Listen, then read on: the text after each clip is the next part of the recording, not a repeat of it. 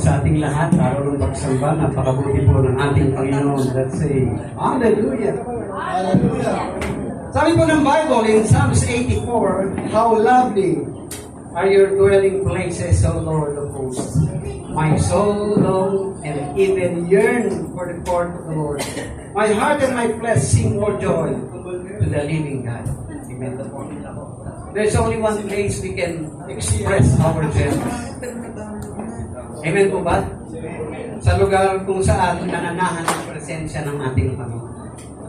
So for the month of October, I think our topic and theme for the month of October is loving our church. But before we go to the topic, we must first understand what is the church. Ano nga ba yung church na tinutukoy ng Bible? Ano ba yung templo? Ano ba yung simbahan? Ano po, dapat po muna natin maintindihan kung bakit natin ginagawa isang bagay. Napakahalaga po nun na at kailangan mo minsan magsakripisyo, minsan nagpapahinga ka, napagod ka sa buong isang linggo, magtrabaho, tapos imbis na magpahinga ka sa bayo, pag-mall ka dahil malamig ko, nandito ka sa church. Mag-render ka at least 3 hours or 3 hours. So, according to the Filipino Christian Fellowship, they have 10 ways to show their love and support their church. Sabi po ng Filipino Christian Fellowship, meron silang 10 kung paano nila maipapakita o maipapadama ang kanilang suporta sa kanilang simbahan. Number 1, I think kung sa number 1 pa lang, baka hindi na tayo pumasa. According to them, okay? Number 1, sabi niya, attend regularly. Question, are you attending your church regularly? Yes. All of you? Okay, number 2, give generously. Are you giving your good tithes in offering for the Lord generously? Because the Bible declares in 2 Corinthians chapter 9, ang lahat ay dapat magbigay, no exemption. Are we giving everything that we need to give to the church? Number 2, it might, no, parang masyadong hamon sa atin ito bilang mananampalataya. Number 3, love radically. Number 4, bring others consistently.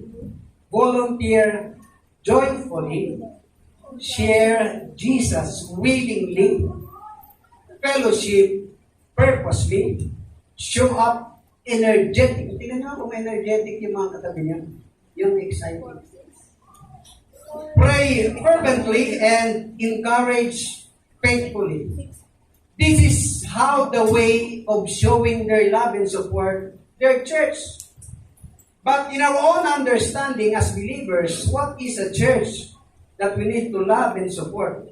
In some other belief, church is a building or a place for religious practices or ceremony or where activities happen.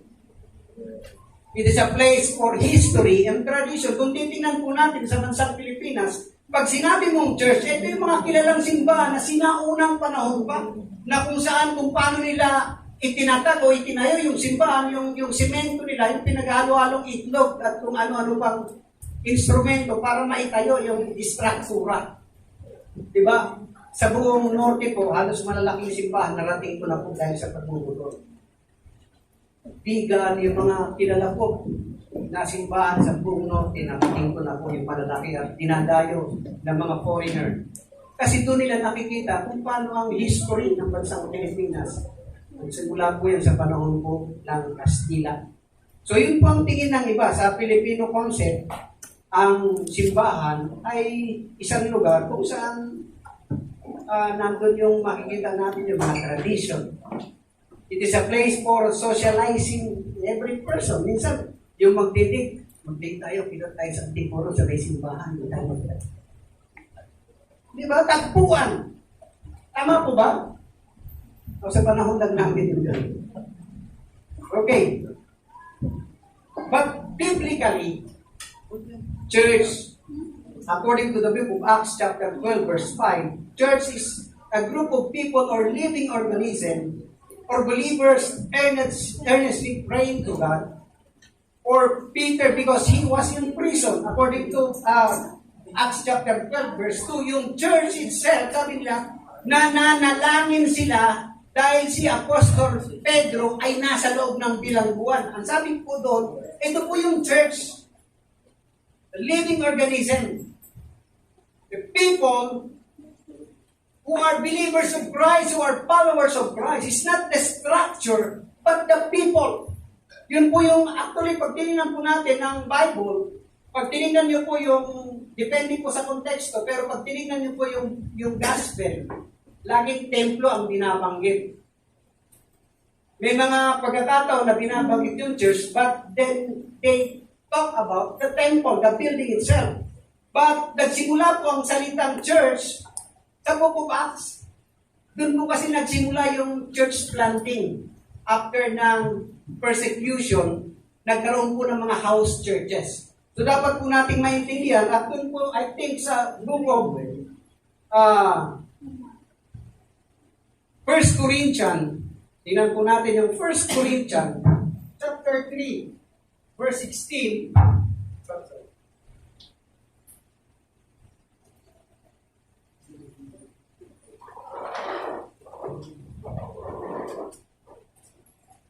Chapter 3, verse 16, sabi po dito, do you not know that you are the temple of God? This text is talking about you, the people. Pero ang ginamit niya po, temple. Kayo ay templo ng Diyos kung saan nananahan sa inyo ang kanyang espiritu. So in short, sa New Testament, especially sa Epistle, tayo po yung tinutukoy na church o templo. Ano dapat? Actually, kanina pa lang po, nagsisimula pa lang tayo. Sabi ko, parang hindi na kailangan ng mensahe sa mga patutoo pa lang. Kung talagang nakikinig tayo, itong lugar na ito, dito dapat ang mga pagod, ang kaluluwa, yung mga nagpapasalamat sa Diyos, amen, yung mga nagbibigay ng papuri at pagsamba sa Diyos, dapat sa simbahan. Kung saan nagbibigay ng encouragement sa bawat individual na Kristiyano o mananampalataya o bisita man natin. By the way, sino po mga teacher dito? Sunday school teacher, public teacher, private teacher, sino to? Pagtas ng pamumuno. Wala po. Nasa taas daw po yung mga Sunday teacher. Nasa taas. Palakpakan naman natin yung mga teacher natin. Ngayon natin ang buwan nila ito. Yung mga pastor, sino po dito mga pastor? Yan. Pastor Romini, ako po, pastor. Ayan, ito po yung aming moment, buwan ng mga pastor. Teacher and pastor is biblical po yan according to fivefold ministry doon po sa Ephesians. So, para lalo po nating maintindihan kung ang church po sa Bible ay ang mga taong sumasampalataya at sumusunod sa ating Panginoong Jesucristo, ano ba dapat o ano dapat ang nakikita sa bawat mananampalataya? Kung ikaw ay bahagi ng simbahan, bisita ka man, membro ka man, regular attender, leader ng church, may ministry ka man hinahawakan. Malungkot po, I've been in the ministry for more than 2 decades. Sa ministry as a pastor. Nagsimula po ako, na-born again po ako, 1996, pero nagsimula po ako sa ministry being a pastor. 2003. 2023 na po ngayon, ibig sabihin. 20 years na po ako sa ministry. Pero yung pagiging Christian ko po, I think mga almost 30 years na po akong Christian. Naging kalahati po ng 48 years of existence ko ay naipaglingkod ko na sa Panginoon. Boundary na. Pwede nang po din. Alam niyo, natutuwa ko talaga. Ang sarap po maglingkod sa Panginoon. Many times na po, nagkaroon ako ng mga life and death experience, sabi lang po sa pagmumuro. Pero never po akong hospital. O po, hindi po ako tinakbo ng hospital sa pagmumuro. Kahit na dinadampot po ako ng mga tao, wala akong malay. Pero hindi po ako natatakbo sa hospital. Hindi ko nababalian. Remember, so, sa RCC noon, Friday ng madaling araw, pumunta po kami doon ni Pastor Noel dahil mag-speak ako. Conference din po ba, Pastor? Basta fellowship din po ng ilang araw dito sa RCC. Friday ng madaling araw, pumunta po kami, nag-disgrasya po ako. Nagtaon po ako ng 2 ribs ko po, nabalik po dito, pero hindi po ako nag-hospital. Pagdating ko po doon sa RCC, ano ba sa team building, ano ba, akit sa pader, tulay kung saan ano pinagagawa namin, wala akong naman. Pag-uwi ko na linggo ng hapon, pag-iga ko, hindi na ako makatayo sa linggo. Pero hindi naman ako na hospital. So, tingnan po natin mga kapatid. Importante o mahalaga na naiintindihan po natin kung bakit natin ito ginagawa regularly. Amin po ba, every Sunday, pag may fellowship, youth, men's, women's, couples, natin po mga senior citizen, kahit minsan nahihirapan ang umakyat dyan sa hagdanan, pati dito, kailangan pang alalaan, but still, anong meron? Bakit nauuhaw silang pumunta sa simbahan? Sapagkat sa simbahan, dito po yung ayusan ng buhay. Amen po? Dito po sa simbahan, ito po yung kung saan meron tayong pakialam sa bawat isa, hindi natin pinapabayaan.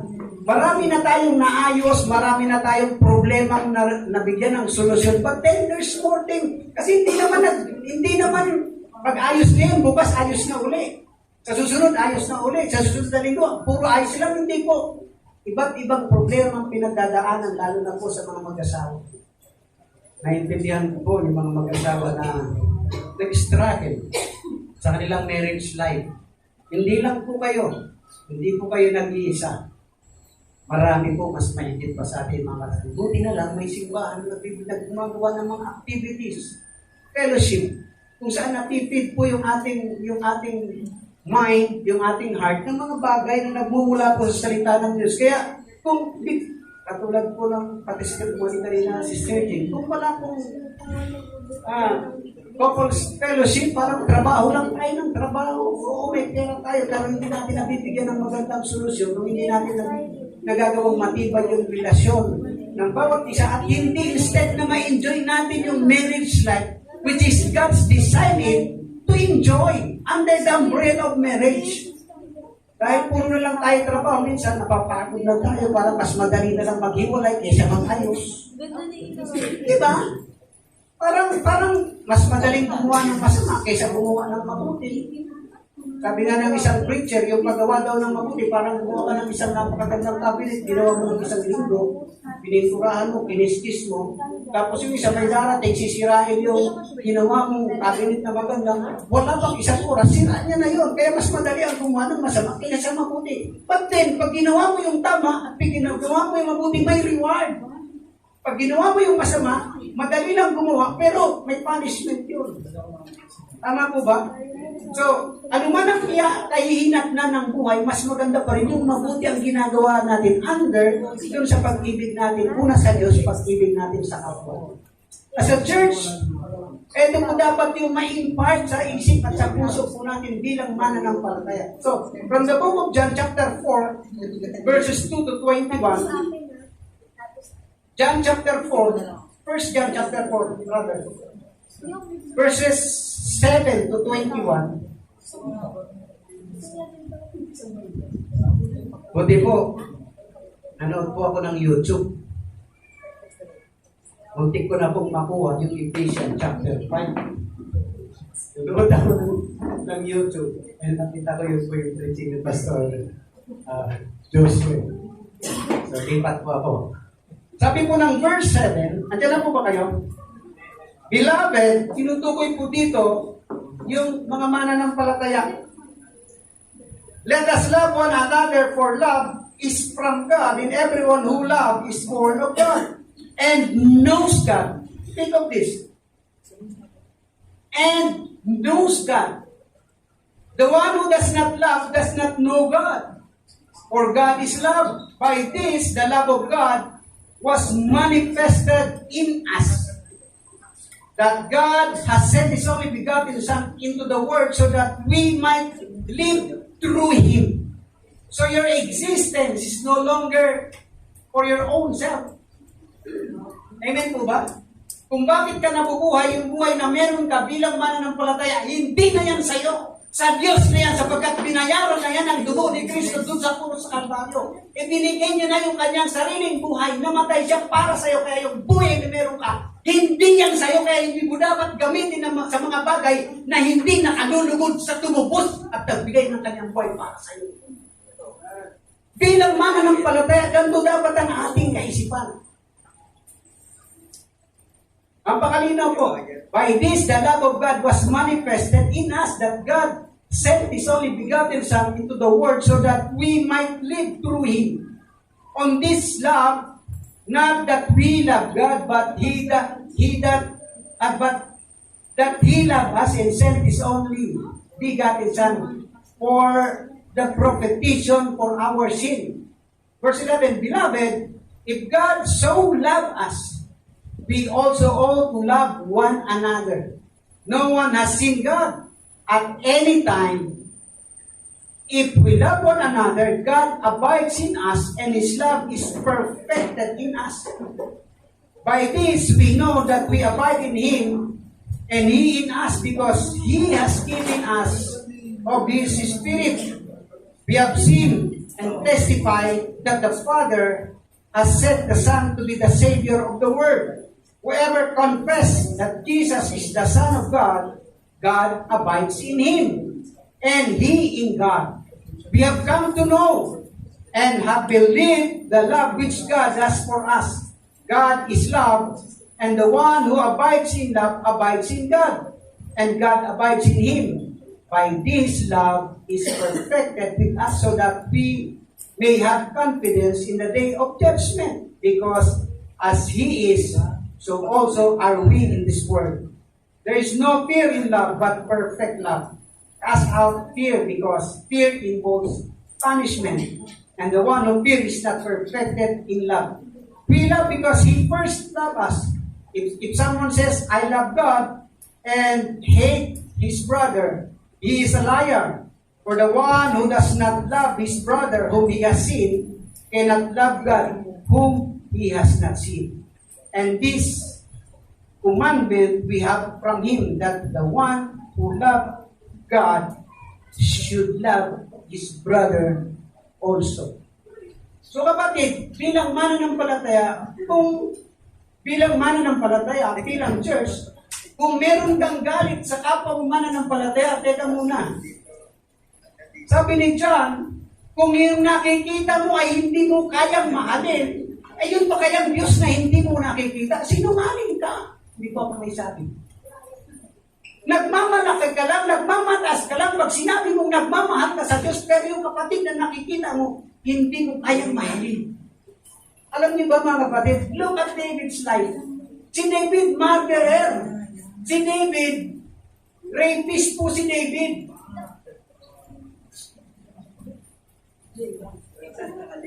Nagulat ba kayo? Ha? Hindi niya asawa nung nakita niya, naglilinis, pinatawag niya sa kanyang kaharian. Ano gagawin nila? Maglalaro sila ng Jack and Boy? At sinabi ni David, ilagay sa unahan ng hukbo yung kanyang asawa para tamaan ng mga palaso. Patay! Si Warren Wiersbe ay meron pong preaching. Sabi niya, ang title po ng preaching is The High Cost of Covering Sin. But then, look at the Bible. The only person that God called. Anong tawag kay David? A man, the man after God's own heart. Despite of those sinful nature, hindi nagbago ang pagtingin ng Diyos kay David. Ito po malungkot mga kapatid. Tayong tinatawag na Kristiyano, pag may nakagawa ng mali sa pamilya natin, asawa, anak, galit na galit tayo. Hindi ko sinabi mo i-punish. Hindi ko sinabi mo disiplinahan. Ang sinasabi ko, bigyan natin ng kung gusto mo, outside the kulang mo for 1 year, outside the kulang mo for 1 year. May ginawa siya, dapat may punishment siya para maintindihan niya na mali yung ginawa niya. Pero yung itaboy natin, ihagis natin yung mga damit dun sa harap ng bahay. Huwag ka nang babalik dito, masama ka. Sino bang hindi masama sa atin? Ang Biblia mismo nagsabi na kung kayo ang masasama, bibigyan nyo ba ng ahas pag humihingi ng itlog? Dapat maintindihan po na muna natin yung sinasabi ng Biblia na pag-ibig. Yung pag-ibig po hindi pang kukonsinti sa gawang mali, kundi pangunawa sa kahinaan ng ating kapwa upang makapagbago siya. Paano pa siya magbabago kung tayo mismo judgmental tayo? Paano pa siya makakapagbago kung tayong mga Kristiyano na linggo-linggo nagsisimba, nangangaral? Tandaan niyo sa Biblia, sabi ni Kristo, ay Lord, nangaral kami, nagpalayas kami ng demonyo. Nagpagaling kami ng mga may sakit. Sabi ni Kristo, lumayas kayo sa akin, kayo makapagawa ng masama. Diba? Preaching and casting demon will not give you the guarantee that you are welcome in the kingdom of God. Sabi ni Kristo, yung mga gumagawa lang ng kalooban ng Amang nasa langit. At ano yung pinagagawa ng Amang nasa langit? You love the Lord your God with all your heart, mind, and soul, and with all your strength, and love your neighbors. Amen? We are building a community where the foundation is the love of God. Kaya kung hanggang ngayon may bit-bit ka pa, teka muna. Nagugulat ba kayo kapag kami mga gawain, biglang may nagwawala? Bakit? Yung pag-ibig, hindi pa pinagleted. Amen po ba? May mga bit-bit pa. May mga sama ng loob. Eh sana kung katulad ng air supply yan, pwede mong ilabas. Diba? E kaso lang, habang kinikilpo mo yan, ikaw din ang bumibilanggo sa iyong sarili. Hindi mo mararanasan ang ganda ng mundo at ang pag-ibig ni Kristo kung patuloy kang may binibitbit, pinadala sa iyong kalooban.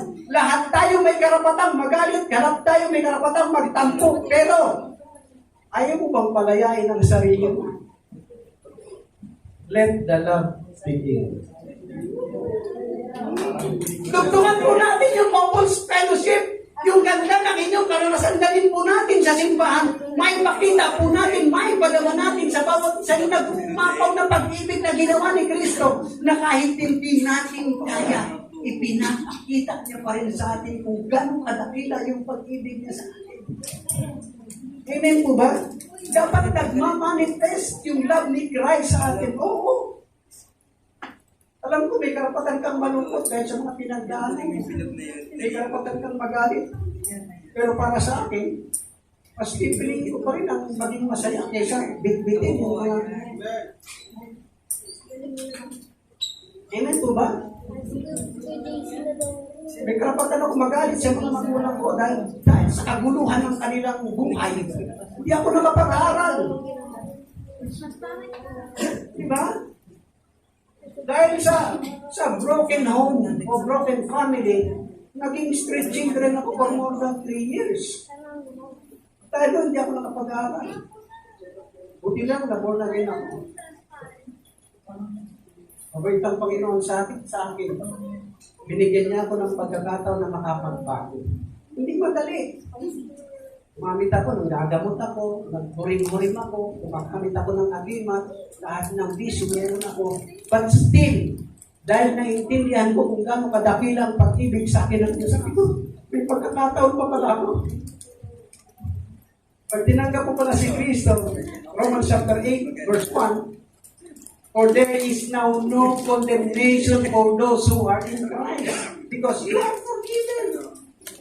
Somebody paid the penalty of sin, and that is once and for all. Dapat natin maintindihan, tinawag tayo upang maging daluyan tayo ng pag-ibig ni Kristo para sa bawat isa. Naging maayos lang ang relasyon, which is the foundation of every, association, big company, kahit malaki ang sweldo, pag walang magandang relasyon, maayos pa rin. Mga ba? Ang daming malalaking simbahan, ba't hindi naman tumatagal doon yung mga membro nila lumilipat sa maliliit? Diba? Yung iba na lang, medyo gusto nila ay yung simbahan namin, organized, ganda ng mga instrumento namin, kilala mga tumutugtog sa amin, mga prominenteng tao, mga song leader namin, ang gaganda ng boses. Church is not all about musicalities. Church It's not all about beautiful places. Church, it's all about you who has God in your heart. Amen? Pwede ba natin palakpakan ng Panginoon?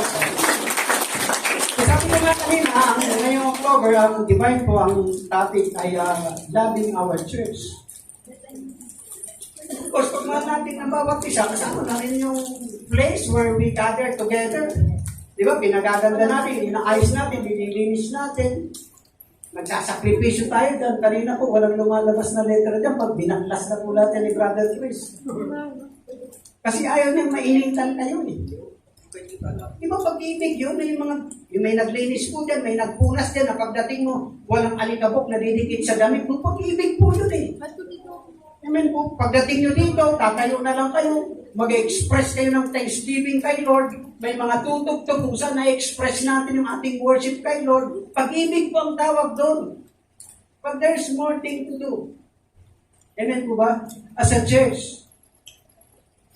Question, why should we love our church? Let us first define what is biblical church. The church is the body of Christ, all the people who accept Christ's gift of salvation and follow Him and His teaching. Hindi naman pwedeng nagmamahal tayo, pero hindi tayo sumusunod sa mga turo ng ating Panginoon. In short, church is the people who follow Jesus Christ faithfully. Sabihin natin, faithfully. Number 1, we should love our church, the body of Christ, which is tayong lahat, because it is a place where the love of God is known. Amen? Itong simbahan na ating pinagtitipon-tipunan ay dapat nating mahalin, dapat nating suportahan, dapat nating palaguin sapagkat dito nakikilala ang pag-ibig ni Kristo. Nag-iimbita ka ng kaibigan, nag-iimbita ka ng kapitbahay, nag-iimbita ka ng kaklase, katrabaho, kasi gusto mong marinig nila na sila ay mahal ni Kristo. Amen. Amen po ba? Hindi mo lang sila dadalhin dito dahil magandang tugtugan sa amin. Walang perpektong simbahan. At alam niyo ba, kahapon po, galing ako sa Montalban, sa mga association po ng mga kapastoral sa buong Rizal. Rizal for Jesus Movement. Yung kasama ko po, ang pinaka-chairman, matanda pa po ako doon, si Pastor Eric is 43 years old, pero siya po ang in charge sa buong mga churches sa Rizal. Alam niyo ba, sa kakasama ko sa mga ganitong mga pagtitipon, minsan po nasa Cavite kami, minsan nasa Laguna, nakita ko po, ang Bible po, ang description po sa atin bilang church, we are the bride. Tama po ba? Tayo po ang babae ikakasal kay Kristo, kaya siya babalik para kunin tayo. Tama po ba? Ang tanong kung si Kristo ay darating ngayon, handa na ba tayo bilang bride?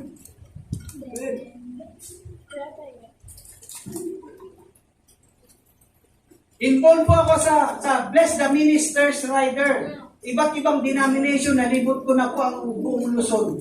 Mga probinsya, mga kabundukan, kung saan nakatira po yung mga katutubo. Pati po sa Gada, narating po namin noong April. Pag may mission, na kung saan yung iba't ibang denomination, hey, hello! We are body of Christ, bakit may kanya-kanya tayong pader? Bakit may kanya-kanya tayong inclination? Ay, JIL ako. Ay, Baptist ako. Ay, Pentecostal ako. Ay, Foursquare ako. Assemblies of God ako. Church of Nazarene ako. Teka muna. Hindi ba tayo pwedeng magkaisa? Ay, Pillar of Truth ako. Ay, Divine ako. Ay, The Sovereign Reaper Christian Church ako. Ay, Pasig ako. Ay, Binangonan ako. Ay, Antipolo ako. Teka muna. We are body of Christ. Alam niyo po ba, ang bawat association, pinupuntahan po namin para sabihin, teka, magkaisa tayo. Gusto nating bumalik si Kristo, pero tayo mismo ayaw natin. Amen po ba? May kanya-kanya tayong niyayakap. Yung mga maliliit na diferensya, pabayaan na natin. Ang importante si Kristo ang tagapagligtas at nangako sa atin ang buhay na walang hanggan. Amen po ba? Amen. Sabi po niya, the basis of church or foundation of the church must be loving church or community. Not the activity, not the program, not the beauty of praise and worship. It's about the love of each believer to God and to the people. Yun po dapat ang nakikita sa atin. Ano man ang kalalagayan mo sa buhay, ano man ang narating mo, tandaan mo pagdating kay Kristo, pantay-pantay tayo. Naalala niyo ba yung undoy? Diba? Pantay-pantay ang lahat ng tao. Diba?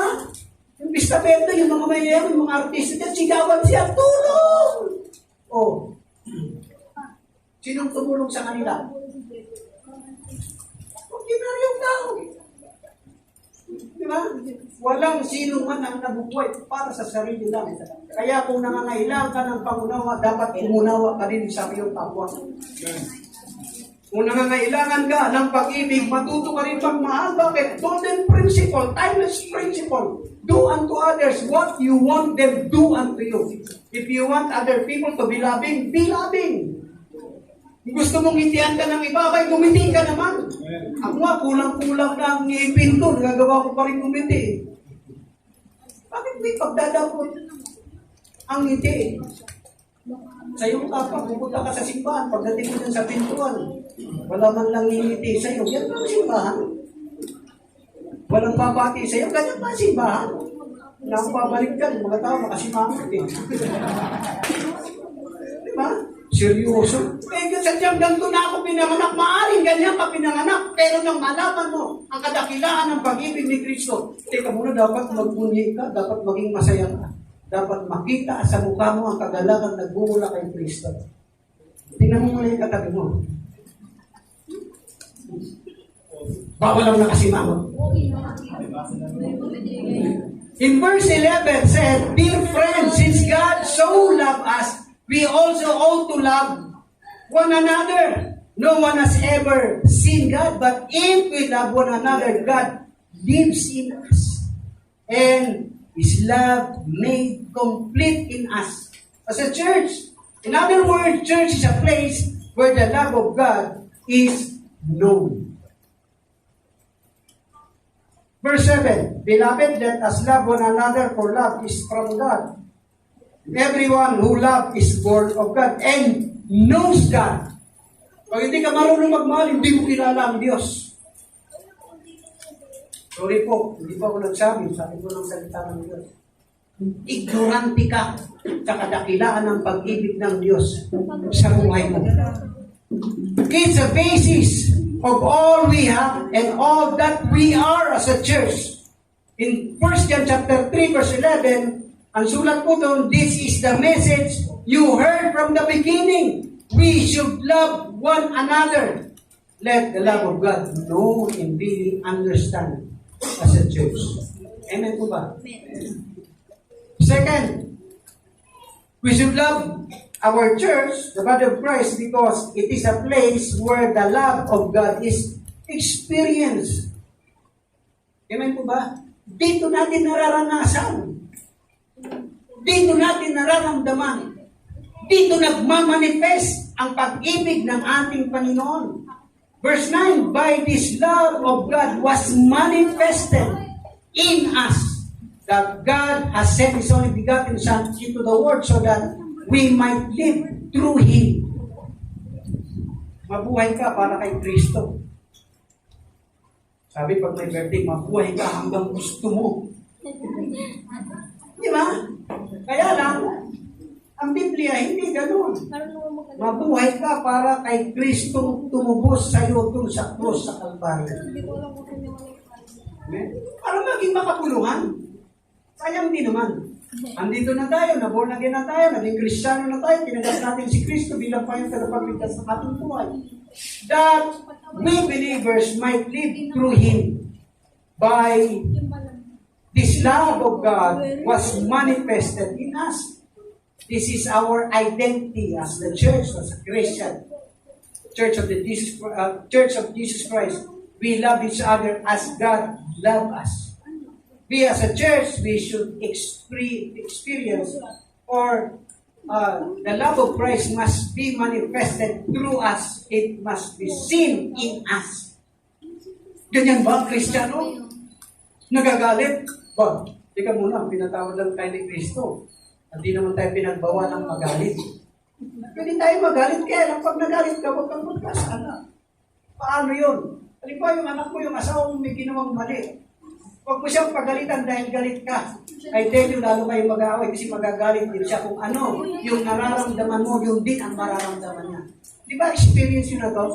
May kinokorek kayo, kaso na yung pag-correct nyo, ang taas ng boses nyo, galit na galit kayo. Asawa ko po, Ilocano. Pag nagsalita, high pitch mo lagi yun. Eh ano, katulong talaga ako, hindi ako galit. Hindi ka magalit niyan. Pininervyos na ako, atakin na ako sa puso, pwede ba?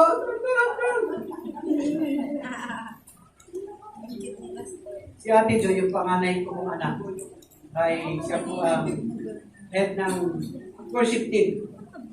Nagagalit siya sa isang youth leader po namin kasi laging late. Nainis na ako dyan pa, sabi niya. Sabi ko bakit? Late na naman, tapos siya po dapat ang opening song, tapos kung kailan Sabado ng gabi, magpa-practice kami. Siya na mag-text, nainis na ako. Kung frontline ka, sabi ko, anak. Pag kinumpronta mo yan, na ganyan ang intonation ng voice mo, sa tingin mo, anong magiging resulta? Magkakaroon kayo ng problema. As a church, magsasama-sama tayo nag-worship. Sabi ng Bible, bago ka sumamba sa Panginoon, kung may naalala kang grievances o sama ng loob sa iyo kapwa, iwanan mo ang iyong kaloob. Makipag-ayos ka, balikan mo ang iyong kaloob, at tanggapin niya ng Diyos. Pag hindi ka nakipag-ayos muna, at hindi mo inuna ang unang utos ng Diyos, na mahalin mo siya kasama ng pagmamahal mo sa Kanya, ay ang utos niya, susundin mo. Makipag-ayos ka muna. Amen? Para tanggapin ng Diyos ang offering mo. Worship man yan. Kahit sino offering man yan, tatanggapin yan ng Diyos kung inuna mo muna yung utos niya. You cannot bribe God with your beautiful voices. Hello? Unahin muna natin ang utos ng Diyos. Mahalin siya, buong puso, isip, kalakasan at kaluluwa, at mahalin natin ang ating kapwa. Tapos, papalakpak, nakita ko mo siya. Ito yung may utang sa akin. Okay, tayo dyan. Di ba na? Nasira na yung focus mo sa pagsamba. Taas-taas lang kamay, hindi naman nagbabayad ng utang. Hindi makaramdam, no?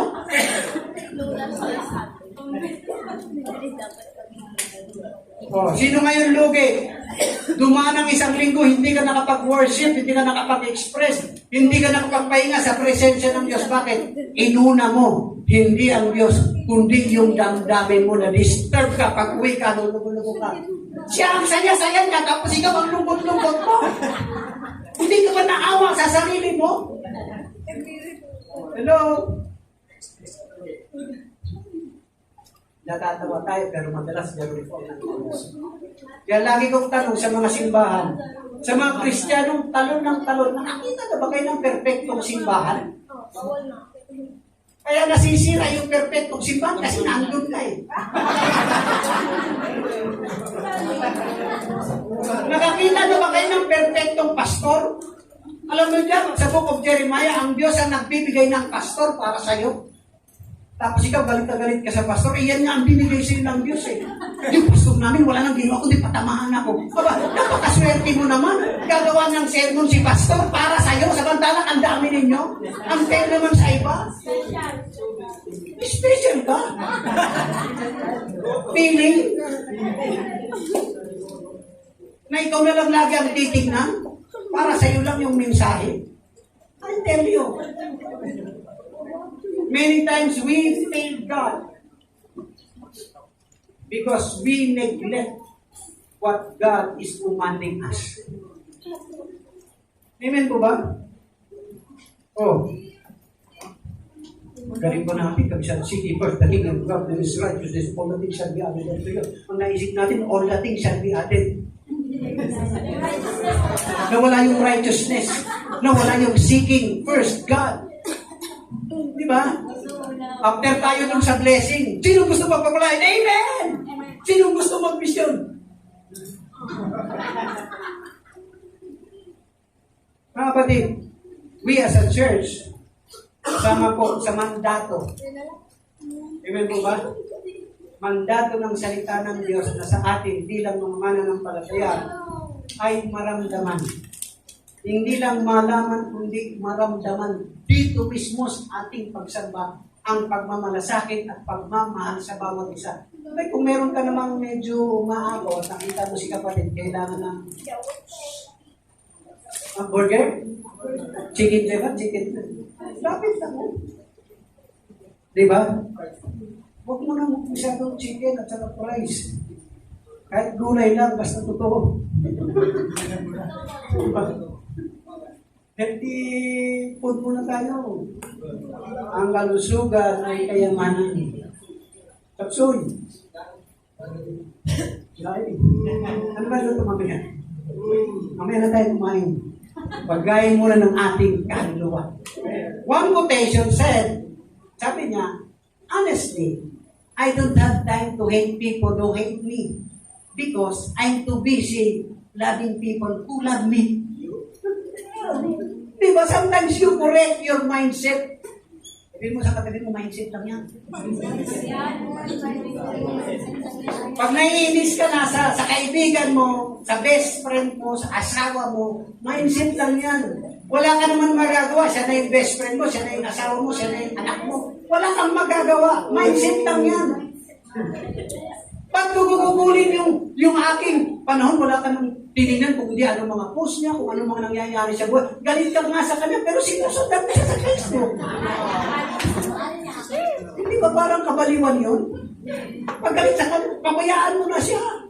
Tuloy mo, siya ang saya sa kanya, hindi ng tulog. Tapos ikaw, disturb ka.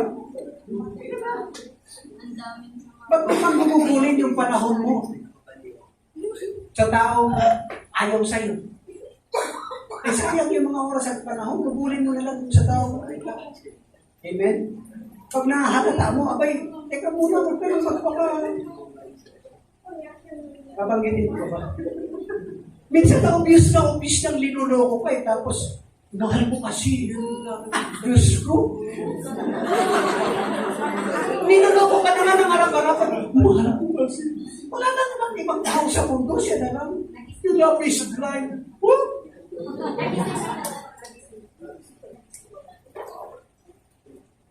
Dapat sa'yo laging mag-helmet para hindi ka mauntog. Di ba? Sabi niya,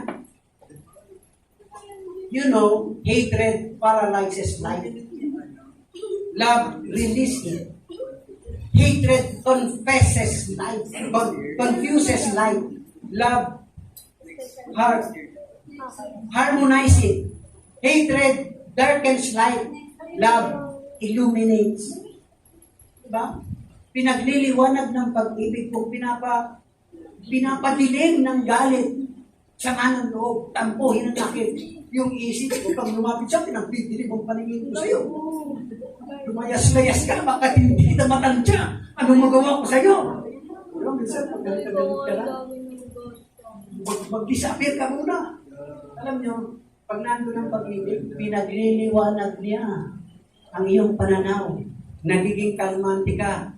Kung hindi mo kaya, lumuhod ka muna sa isang sulok.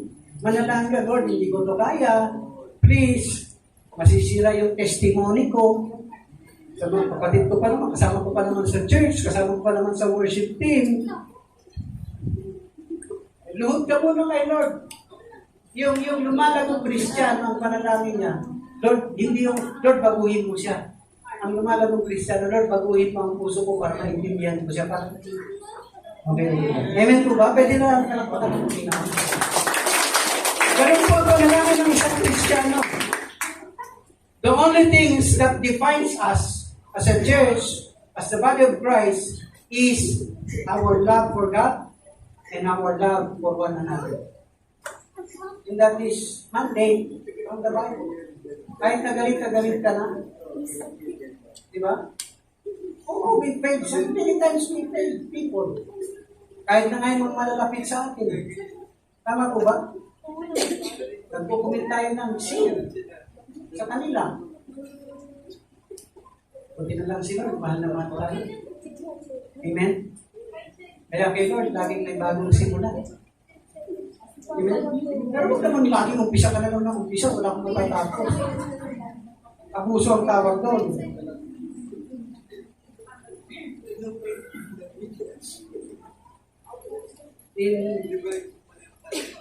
In verse 20 says, if someone says, I love God and hate his brother, he is a liar. For the one who does not love his brother whom he has seen cannot love God whom he has not seen. Remember, tulad ng sinabi ko kay Karina, si David nag-commit ng kasalanan, pero mahal pa rin siya rin. Tayo, many times we fail God. Kahit na lang sa ministry na tayo. Di ba? But, lawak ng pangunawak sa ating ng Panginoon. Ang tiyaga ng Panginoon, na kahit na minsan para tayong pabutin, kung makaisip lang sumulpot ng simbahan, pag may pangangailangan at problema lang sa nagsisirito, kapag nilingkod kay Lord, mahal pa rin tayo ng Panginoon. Di ba? Pero, tandaan po natin, katulad ng sinabi ko kanina, ang pakikinig po natin ng salita ng Diyos ay dapat nagre-resulta ng pagkatuto at pagbabago. Hindi lang tayo natututo, dapat nagbabago tayo. That is the process of our maturity from learning to transforming. Amen po ba? Hindi po natin pwedeng gawing scapegoat. Mahal naman ako lagi ni Lord. No. Hindi mag-grow yung love pag hindi dinonurture. Hindi pinalalago. Tandaan po natin, kapag malusog, una ang relasyon mo sa Diyos, relasyon mo sa iyong kapwa, pag malusog yan, pusang lalago yan. Tama po ba? Ay, pigilan mo yan, pusang lalago yan. Bakit? Kasi malusog. Number 3, we should love our church of the body of Christ because it is a place where the love of God is expressed among us. Naramdaman kong mahal niya ako, dapat ipagpadama ko rin sa bawat isang mahal ko kayo. Amen po ba? Pag pinatawad na tayo, yun yung pagkakataon natin na magbago. Amen po ba? Huwag natin palagpasin. Kasi ulit, lagi kong sinasabi, tabi-tabi po. Lagi kong sinasabi, yung opportunity parang kalbo. Pag dumaan sa harap mo, salubungin mo na, sunggaban mo na agad kasi pag lumampas na yung kahit ano. Wala na eh. Wala ka nang mahawakan. Makakatakas na yan. Kaya pag paparating na, sunggaban mo na agad, tandaan mo, hindi lang daw ang naghahanap ng opportunity. Tama? Parang trabaho. Pwede mo naman gawin ng Lunes, pinamartes mo pa, dahil absent kami, tubuhan na. Pagdating mo, wala ka nang gagawin. Tanggal ka na. Kasi pinabayaan mo eh. Ang responsibilidad natin bilang mananampalataya dahil nagmamahal tayo sa Diyos, nagmamahal tayo sa kapwa. Pag may pagkakataon na i-express natin sa bawat isa ang pag-ibig na ito, sa anumang paraan na alam mong tama at makakabuti sa iyong kapwa, huwag mo nang palampasin. Amen po ba? Kasi sayang, pag hindi mo ginawa, gagawin ng iba, imbis na sa'yo dapat, nakalampas na. Kita niyo po ba? Kaya yung magagawa mo ngayon, may pinagagawa sa'yo si Lord, sinadyalan. Alam ko, nagmamahal tayo kung bakit tayo nandito dahil mahal natin ang Panginoon. Pero tinuturuan tayo ng Panginoon na dagdagan pa natin yung pagmamahal natin sa ating kapwa. Amen? Bilang mga mananampalataya, ipakita natin sa mga tao, hindi lang sa loob ng simbahan. Paglabas natin ng simbahan, mas malaki ang challenge, mas malaki ang ministry sa community na kung saan nakalagay tayo, doon tayo pinapunta ni Lord. Mas malaki ang ministry sa labas ng simbahan.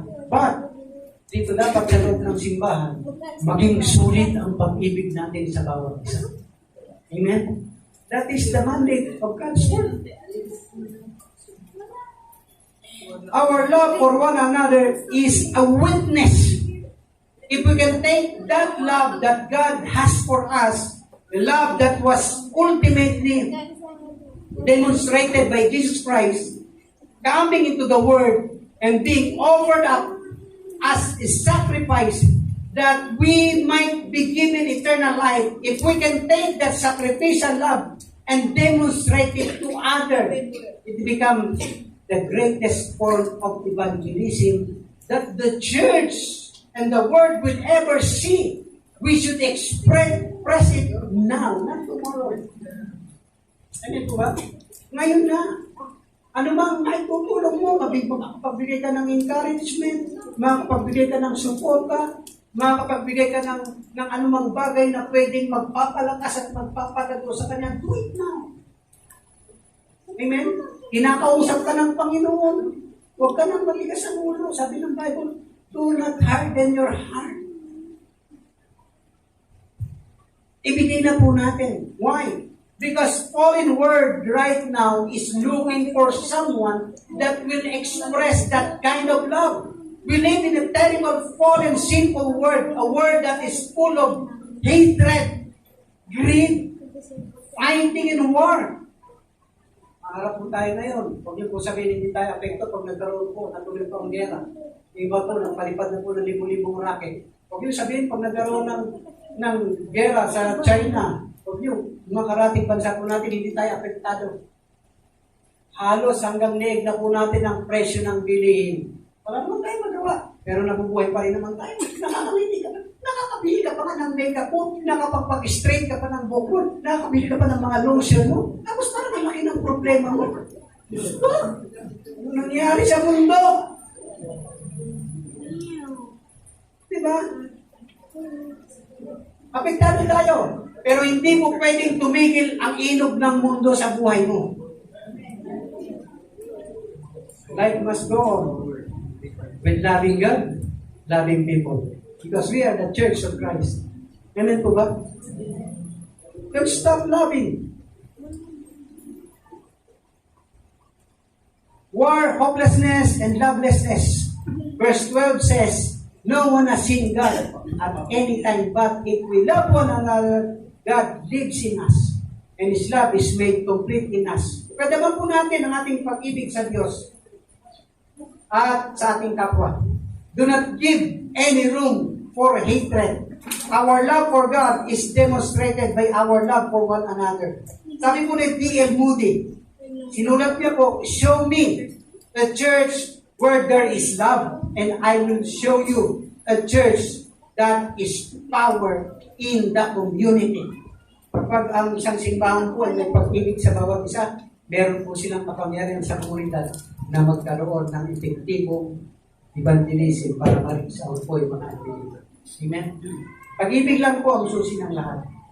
Sa ating pong conclusion, sabi po dyan, when we demonstrate this kind of church today, divine, where unconditional and sacrificial love for one another is known or is experienced, known and expressed, then God is made known to the world, riddled with pain and sin. And we want to know how closely we are in following Jesus as church. Tingnan po natin ang buhay po natin kung namumuhay po sa pag-ibig.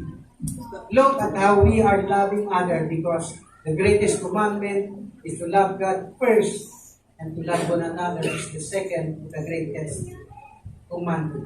Ito po ay dapat makita, maipadama, at ma-express sa ating lahat bilang mga mananampalataya. Magsitayo po tayo lahat.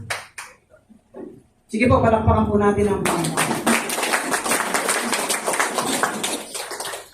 Manalangin po tayo, mga banal. Salamat po sa kadakilaan ng iyong pag-ibig sa bawat isa sa amin. Salamat po, Panginoon, sapagkat hindi po kayo nagsawang ipaalala sa amin ang mga bagay na nais niyong mag-manifest sa buhay po namin bilang mga Kristiyano, bilang church. As a body of Christ, we pray that you continue bind us with your love and mercy, with your faithfulness. I pray in the name of Jesus. Nang simbahan ito, ang Iglesia ng Divine, sa pamumuno po ni Pastor Oswald, ni Pastor Rabini, na mga leader na kung saan tinawag niyo upang maging katuwang nila ay magkaroon ng iisang motibo sa paglilingkod sa iyo at maipakita na tunay na dakila ang iyong pag-ibig sa bawat isa.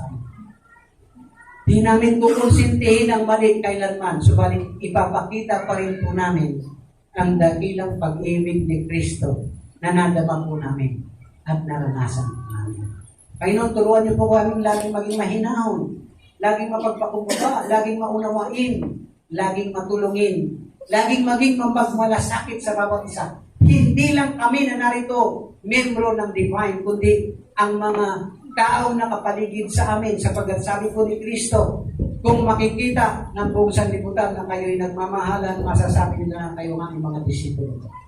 Lord, we pray na ang pag-ibig na ito ay tunay na mag-manifest sa buhay po namin sa loob at sa labas ng simbahan, una sa aming pamilya, pangalawa sa aming komunidad, upang maging epektibong Kristiyano na naglilingkod at nagmamahal kami lahat sa inyo. Salamat sa umaga nito, sa mga kapatid na nandito.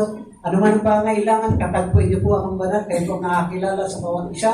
Kayo pong nakakaalam ng aming mga pangangailangan. Lord, we pray in the name of Jesus. We pray for your healing touch, so God, sa mga karamdaman.